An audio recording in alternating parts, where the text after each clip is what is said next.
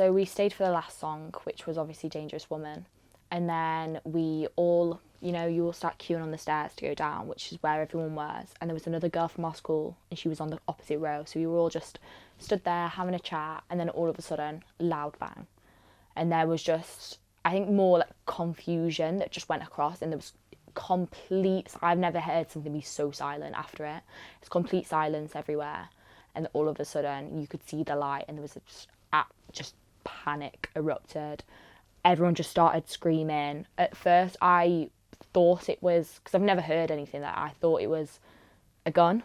So I assumed someone was shooting. So my initial thought was to drop down. So we were all sort of crawling, and everyone was in such a stampede that we all got dragged away. So I was separated from all my friends, and I was climbing over the seats trying to get out, because then a man shouted up, he's like, I've opened the back exit. So we were then all running up the stairs trying to get out the back exit, and which is when I lost them and they got dragged the opposite way.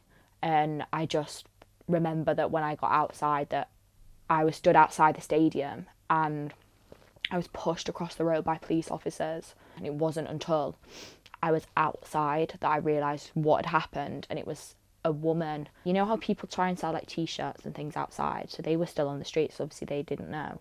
And this woman walked up to one, he's like, how inconsiderate, it's loads of kids have just died in there. The exit and the area where the bomb actually did go off, and then that is where we were meant to meet Oliver's parents, who were taking us home. And we were lucky because we were walking down the stairs after the second to last song went off, and then she came back on for an encore, which is when she sung Dangerous Woman, which is when Oliver dragged us all back upstairs.